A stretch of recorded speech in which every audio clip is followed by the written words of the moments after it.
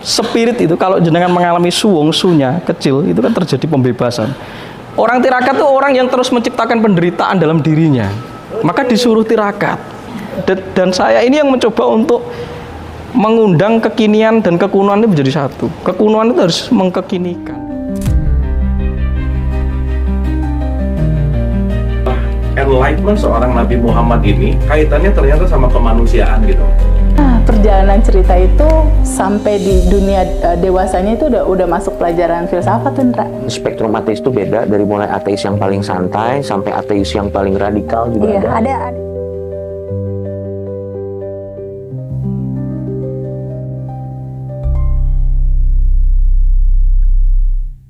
Dengan telepati, dengan manekung, kita bisa terbang tanpa menggunakan alat terapan berikutnya. Jadi di atas itu karena energinya bagus, ya kalau di situ ada namanya durpal. Durpal itu kalau di dalam bahasa kita namanya spastika. Spastika dalam tradisi Buddha itu namanya spatikendra. Nah itu berputar kalau ditaruh di tengah. Nah biasanya bisa berbentuk emas, kalau disebut peripeh ya, kalau dijawab emas, bisa berbentuk mutiara, bisa berbentuk kuningan yang bisa dipakai ya, karena itu penghantar terbaik sebelum nanti ada ide bikin gamelan dan keris. Itu kita sudah mengenal spastika. Nah, Taman Ratnalaya dalam tradisi Buddhis gitu ya. Ratnalaya itu artinya mekar gitu, dan ada namanya duduk Padmasana, dan itu durpal itu mekar dan ini berputar. Jadi nanti kalau dia pecah itu menjadi kristal, burst gitu. Itu mungkin terkena emanasi, terkena surat, dan itu sudah tahu bahwa jagat ini berputar. Semakin diputar, dia bergetar, mekar. Dia memancarkan daya lontar yang membuat soul atau energi dalam tubuh kita itu bisa menjelajah antariksa. Artinya bukan kita pergi ke angkasa, bukan. Karena di tubuh kita itu ada string, ya, ada atom.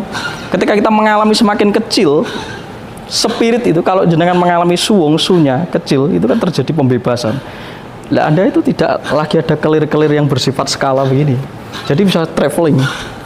Jadi ketemuan ya nanti di Giza sana, ketemuan ya nanti di Machu Picchu sana, udah bisa itu. Dan itu cara komunikasi di waktu itu. Jadi saya setuju kalau dikatakan alien itu tidak berlebihan. Karena kita sudah menjelajah antariksa melalui kendaraan namanya badan sarira ini, tubuh. Badan sarira atau sura sarira ini, tubuh silo sarira ini. Ini bisa kita berdayakan untuk bisa naik ke antariksa dan menjelajah jagat raya. Jadi saya meditasi, orang bisa, wah aku kok lihat bintang-bintang ya. Ya kamu sudah di antariksa. Baru yang kedua, alien. Oke, diteruskan ya. Kesimpulan saya kedua, arti alien ya memang kan kita ini adalah ras asing. Emang bumi itu milik kita, bukan? Kita itu disuruh eksplorasi, disuruh berpetualang. Seharusnya itu di dalam kehidupan itu, hidup ini di bumi itu memberi kesempatan, kekayaan, dan segala macam probabilitas, tapi kita tidak memilih pengayaan pengalaman.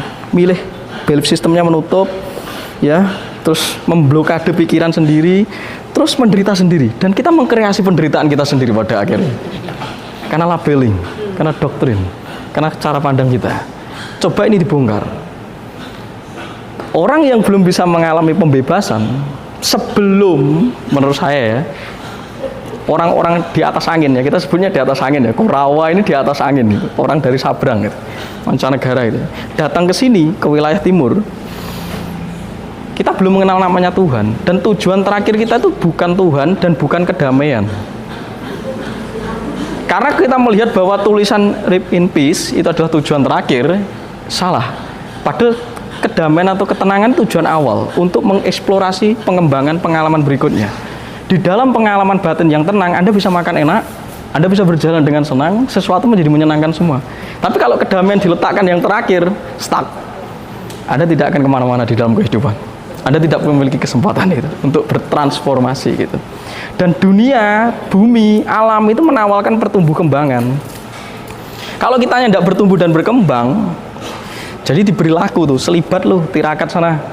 Orang tirakat tuh orang yang terus menciptakan penderitaan dalam dirinya, maka disuruh tirakat. Tapi kalau dia menciptakan kegiatan-kegiatan yang menyenangkan dan mendamaikan karena memberdayakan energi, pikiran, perasaan, dan tubuh, tidak terjadi hal seperti itu seharusnya. Wong sudah berkali-kali lahir kok menderita terus, kok tirakat terus, selesain dong. Masa jadi yogin terus, saatnya celebrate, itu saatnya bersyukur. Itu artinya gitu ya. Dari situ, tujuan akhir kita adalah merdeka. Sebelum ditawarkan tujuan akhir kita adalah Tuhan, tujuan akhir kita adalah merdeka dari seluruh belenggu kecerdasan kita sendiri yang tidak terberdayakan. Jadi kita itu menjadi makhluk yang komplit, sempurna dengan sistem kecerdasan yang paling komplit dari tataran evolusi, tapi menderita karena kecerdasan kita. Karena kita tidak pernah diajari untuk menatap dan menghadap, menyimak diri kita. Hari ini yang kita sebut kesadaran itu adalah diajak menghayati, menyimak, dan menghadap diri kita. Jadi bagi saya Tuhan tidak perlu diboyong keluar untuk disembah itu. Karena sumbernya sudah ada di dalam. Kata Sesi Jenar, Tuhan itu tidak perlu dibawa ke masjid untuk disembah. Dimanapun kamu mindfulness gitu, sadar, kamu menyembah gitu. Jadi jangan memboyong keluar, sudah ada di dalam sumber getaran semua ini. Disebut urip atau sang hidup itu. Nah ini yang harusnya kita lihat bahwa tujuan akhir kita adalah pembebasan. Manusia itu butuh merdeka. Artinya dia itu butuh selalu mengalami pembaharuan. Sukacita terjadi karena ada pola yang selalu baru dalam diri kita. Jangan terus menggunakan pola yang tetap, karena ini samsara. Akhirnya banyak orang itu jenuh, maka dia butuh berkomunitas, butuh berjalan, butuh move on. Jadi kalau ajaran Islam, Muhammad itu mengajarkan hijrah, artinya itu move on. Orang kita mengenal mukti, artinya bahagia, dan moksa, artinya merdeka, kan gitu. Nah Muhammad mengajak untuk move on, hijrah lu. Sekali-kali jangan di rumah aja jenuh itu. Artinya ada elemental yang harus kita perbarui, ada energi yang harus kita perbarui. Nah saya makanya bilang, nggak usah terlalu kamu mensakramen kegiatan orang dulu. Oh, mbahku tuh setiap hari ini dia bertapa ke gunung, dia rekreasi. Dia mencari refleksi, dia meruat dirinya yang sudah jemu, jalan keluar sesekali. Karena kita makhluk dari alam yang hari ini mengingkari alam. Jadi saya ke Baduy, itu ada pengalaman. Saya melihat kaki orang Baduy itu diterima oleh tanah. Tanya ini Mas Roy. Tapi kita berjalan itu bisa terpleset-pleset, dia tidak. Gila ya, tanah saja bisa menerima dia, kita enggak nih. Memang kita durhaka, enggak pernah injek tanah itu. Jadi berdiri aja kepleset nih kita jalan itu, berkali-kali saya jatuh. Tapi kalian lihat orang Baduy, tanah aja menerima dia gitu. Tapi kita dikerjai oleh tanah ya, ibu kita sendiri, karena kita tuh terlalu menginjak mereka ya, pakai sandal, sepatu gitu. Jarang kita koneksi dengan ini. Jadi kita kehilangan kecerdasan bumi kita. Dan kita kehilangan sense kita. Seharusnya anjing itu kalah dengan kita. Karena anjing itu tahu di mana ada jejak memori, di mana ada orang setelah duduk di situ dia bisa mengendus. Dan di dalam meditasi saya mengajarkan cara membau. Jadi sebulan pertama kamu harus membau 26 jenis bau dengan mata ditutup. Ini ajarkan ke Mas Roy untuk melatih sense. Jadi kita tahu ada gempa bumi, ada apa, ini kita terlatih dan itu diajar. Dan saya lihat, oh ternyata kita itu seharusnya lebih komplit daripada anjing itu susunan sarafnya. Tapi hari ini gara-gara kejumuan gitu dan kita menyerap semuanya, kitanya malah seperti gempa bumi di Cianjur. Saya ke sana, ada kera binatang turun, dia malah naik manusianya. Akhirnya kan dungu itu, sudah kehilangan sense gitu. Oke. Ini saya melihat dari Gunung Padang. Dan akhirnya yang ketiga, bener kan, kita turun ya, Adam itu turun dari langit. Adam turun dari langit, kita ini turun. Ya bener juga gitu. Gara-gara kita turun itu sendiri, kita disusun oleh pikiran dan emosi, akhirnya kita didefinisikan menjadi makhluk sosial. Makhluk yang rindu akan oneness, persatuan. Jadi kita butuh. Dan pada akhirnya kita harus menyatu. Yang menyatu untuk mengkompensasi persatuan kita adalah kebatinan. Hanya jiwa dan batin ini yang membuat kita menyatu. Tubuh memang tidak bisa. Akhirnya tubuh itu tertarik untuk mencari komunitas karena dia kesepian semenjak turun ke bumi. Jiwanya yang kesepian gitu. Nah, belajar hal seperti ini untuk menembus kepuasan batin agar kita mengkompensasi kepuasan itu di dalam, bukan di luar. Tapi ini sebenarnya menjadi manusia itulah kesempatannya gitu. Kalau nanti turun lagi ke bawah, lama lagi evolusinya. Kita evolusinya lama lagi. Gitu. Baru ini ada kaitan ketika ini berkaitan dengan esoteris. Berikutnya adalah berkaitan dengan kemajuan peradaban. Di mana ada Mandala, punden berudak, di daerahnya adalah emas, kaya akan mineral. Jadi leluhur itu sudah memiliki teknik pertambangan kuno dan perniagaan dan komplit budayanya. Jadi itu aksesnya sampai ke Pelabuhan Ratu ya, dan itu berputar itu emas semua. Dan Baduy itu emas semua bawahnya. Dan dia ketika keluar, dia beli apa? Emas. Keren ya. Jadi dia tuh kalau keluar jual madu, jual apa, belinya emas kalau pulang. Jadi emas itu satu geledak semua.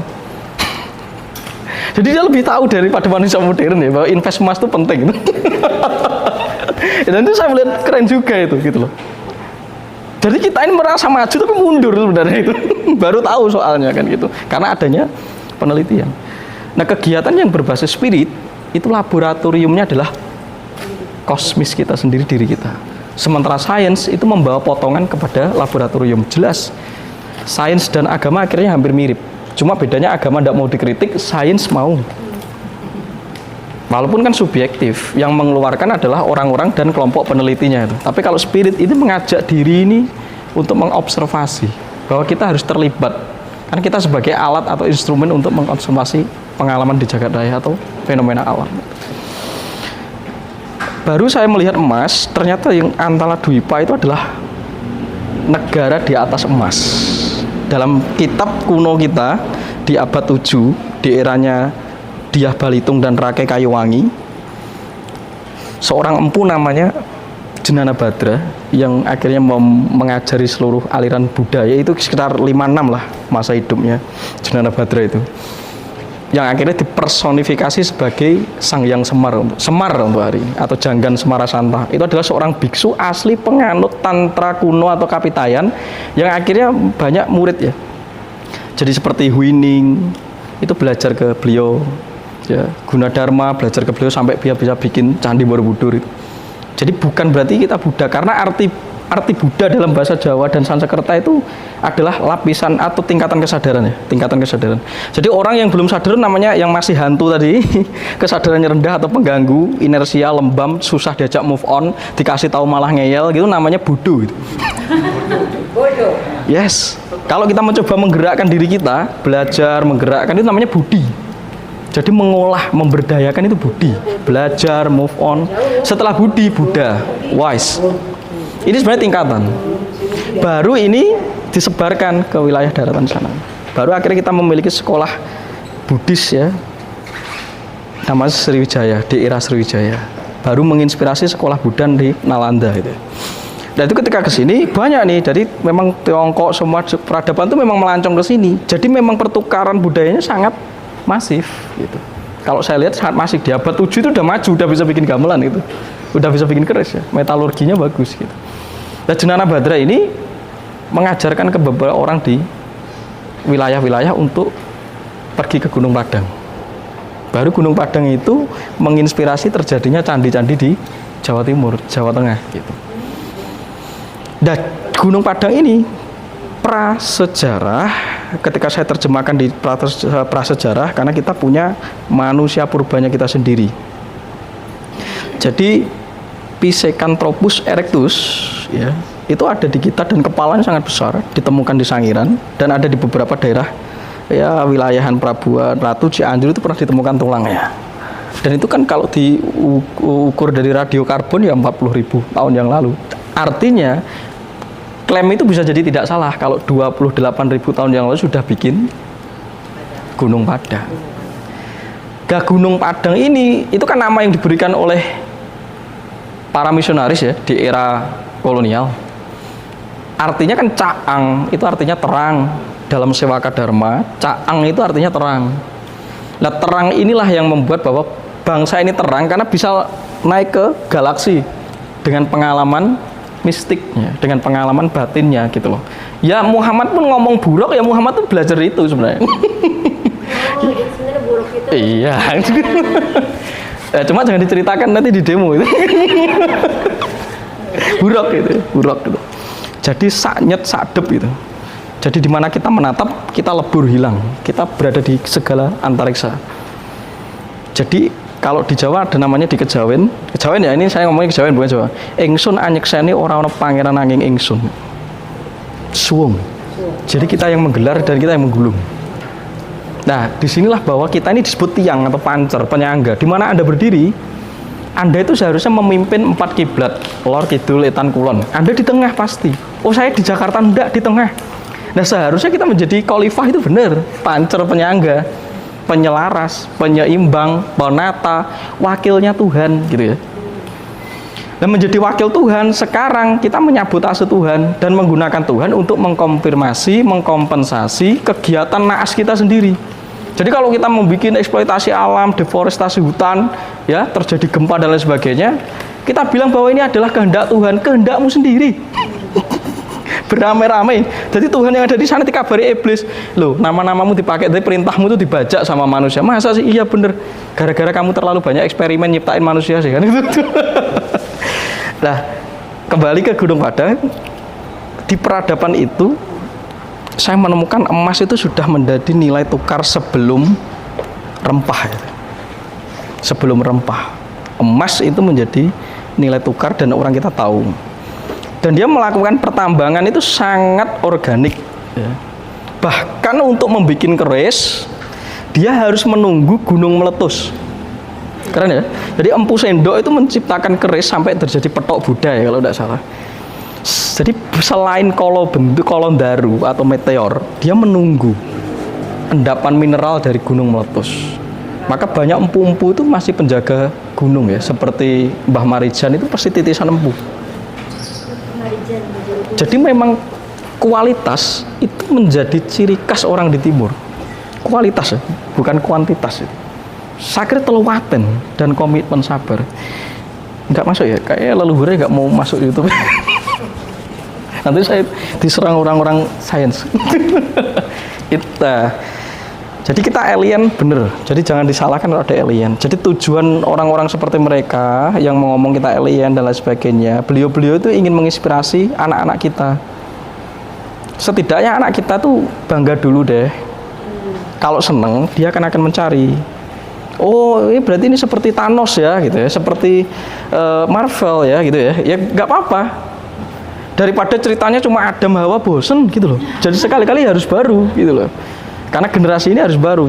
Dan saya ini yang mencoba untuk mengundang kekinian dan kekunoan itu menjadi satu. Kekunoan itu harus mengkekinikan gitu, present moment. Nah hari ini kan yang kuno itu rumongso gitu, merasa lebih suci, ya eksklusif lagi. Bocah saiki gak ngerti unggah-ungguh. Anak sekarang tuh tidak tahu budi pekerti. Lah lu ndak transfer loh.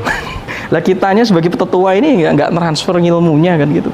Ya anak-anak kita tuh kasihan gitu. Akhirnya dikasih tahu surga juga nggak mau. Karena anak-anak kita tuh taunya surga di bumi. Karena surga sana nggak ada wifi gitu. Jadi saya sangat senang kalau anak-anak kita tuh mulai menjadi sekuler. Minimal menjadi sekuler. Karena suatu kejemuan, kemuakan dari pola didik yang sangat-sangat konyol dan penuh drama itu ya, biar jadi sekuler saja dulu. Itu lebih oke. Lebih oke untuk dibawa ke titik balik. Karena anak-anak ini harus memegang solusi atas masalah yang ada di bumi. Antara Dwipa ini mulai ke atas, tapi mineralnya ya ibu bumi kita ini memproduksi di Antara Dwipa selain Afrika, Indonesia tuh mineralnya sangat tinggi. Itu habis. Nah saya lihat tanah yang sesubur makmur, sekaya itu, kok masih ada orang kelaparan, ini ada masalah ini. Seperti ada kekualatan kolektif ya. Ada tulah kolektif ya Kak? Ada tulah kolektif ini. Jadi harus jadi portal-portal nih, tempat-tempat seperti jenengan seperti ini. Saya rasakan begitu. Di peradaban yang maju ini ternyata terus naik. Di level ini sangat naik sampai ke era Majapahit. Ya decline lah karena terjadi letusan gunung. Maka Empu Sendok itu memboyong Mataram kuno ke Jawa Timur, dinamakan Wangsa Isana itu. Baru melahirkan sampai ke Air Langga yang garudanya masih kita pakai. Tapi kita punya kerajaan tertua di Jawa Barat, Tarumanegara namanya. Nah, sebelum Tarumanegara memasuki fase sejarah pertama itu namanya Ciaruteun. ada kerajaan Ciarutem atau Ciaruteun yang dikenal sebagai Pakuan. Itu kerajaan berbasis adat, tidak berbasis administrasi Hindu yang dibawa oleh kerajaan Tarumanegara, karena banyaknya Brahmana yang berkunjung ke sini. Maka Tarumanegara itu kan Hindu ya, Mula Warman itu sudah Hindu. Adatnya Jawa Barat. Jawa Barat. Jadi sebelum adanya Tarumanegara, kita itu penganut Taya tadi. Kerajaan kita itu berbasis esoteris, kesukuan, keadatan yang sangat paham tentang hukum alam. Mulai ketika Hindia itu beberapa Brahmana yang datang ke sini itu mengajari kita. Oh ini. Nah, sebenarnya kita udah cerdas. Oh, kamu tuh mau bikin Sanggar Pamujan, ya udah, tinggal aja inspirasinya apa, dikreasi sendiri. Jadi leluhur kita itu sangat kreatif, bisa memasak ajaran, bisa memixkan berbagai bentuk arsitek, bisa mengolah dari bentuk macam rempah dan makanan, jadi sangat alkulturatif banget. Karena sangat terbuka artinya gitu loh, sangat terbuka dengan peradaban baru. Tapi lama kelamaan tamu ini yang tidak tahu diri. Jadi lama kelamaan tamu ini yang tidak tahu diri. Ya. Akhirnya dari situ saya meneropong peradaban, pindah ke Airlangga. Airlangga ini naik, ya. Setelah itu Majapahit tinggi. Terjadilah adu domba, ya, yang akhirnya membuat Majapahit decline karena perang bubat. Nah setelah itu Parekrek. Saat itulah kita memasuki zaman kegelapan. Level ketiga, ya, kesimpulan saya tentang Gunung Padang. Jadi Gunung Padang itu tetap menjadi situs tertua.